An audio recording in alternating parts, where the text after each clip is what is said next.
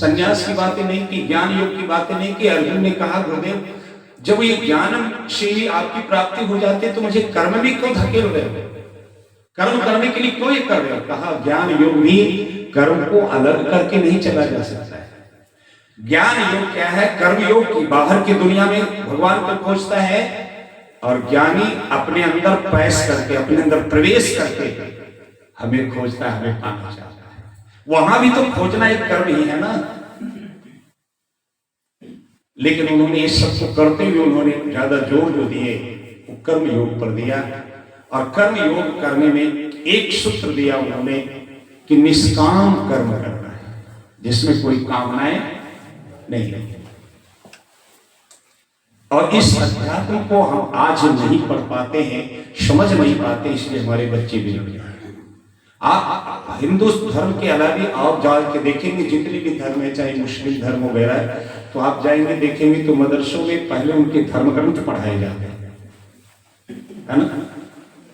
पढ़ाया जाता है कि नहीं पढ़ाया? अभी भी पढ़ाया जाता है, धर्म ग्रंथ पढ़ाया जाता है। हाँ तो मुस्लिम कौन है, हमारा बोले में गड़बड़ी होगा। गिरजा घर भी जाओगे तो वह भी पढ़ाया जाता है, लेकिन आपके यहाँ नहीं पढ़ाया जाता है। आपके यहाँ कोई क्लास है क्या गीता जहाँ पढ़ाया जाता है? और अगर हमारे बच्चा कहीं गीता लेकर चले तो हम गार्जियन को भी कष्ट होता है, ये तो गीता पढ़ेगा, ये तो रामायण पढ़ेगा, ये तो महाभारत पढ़ेगा, तो फिर ये क्या डॉक्टर इंजीनियर कौन बनेगा? हमारा भाग फूट गया, ये तो सन्यासी बन जाएगा, साधु बन जाएगा।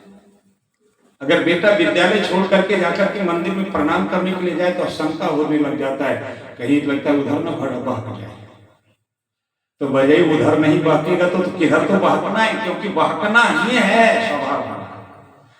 बंदर तो मचलेगा, उछलेगा, कूदेगा, अगर उसे साधा ना जाए तो आपका पेट नहीं भरेगा। अगर उसी बंदर को साध लिया जाता है तो मदारी का पूरे परिवार का पालन पोषण करता है, लोगों से मांग कर लाता है पालन पोषण। लेकिन वही बंदर जब पेड़ पर चला गया तो उत्पात मचाता है। तो कहने का अभिप्राय यह है कि पूज्य गुरुदेव ने जो मध्यम मार्ग दिया है उसको हम लोग को समझना है। अगर उसको हम लोग थोड़े से समझ करके अपने जीवन में उसे अपनाने का प्रयास करेंगे तो निश्चित रूप से लाभ ही लाभ है। दृष्टिकोण में भले अंतर हो सकता है ना। हमारा चादर अगर थोड़ा कम कीमत का है और आपका चादर बहुत कीमती है तो आप कह सकते हैं इस पर भगवान की कृपा ने, देखो हमारे ऊपर कृपा है।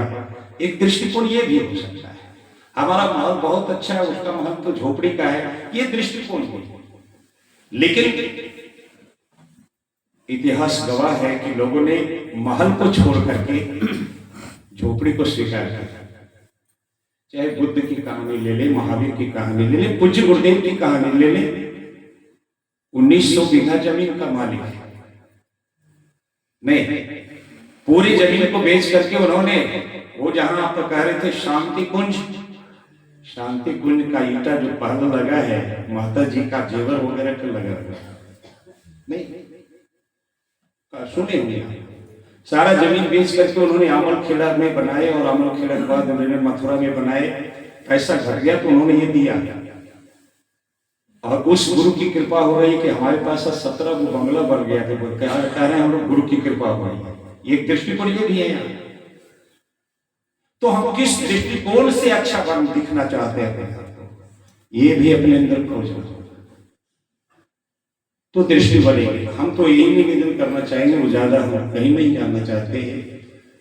आप लोग सब अच्छे हैं, लेकिन थोड़ा और अच्छा बने।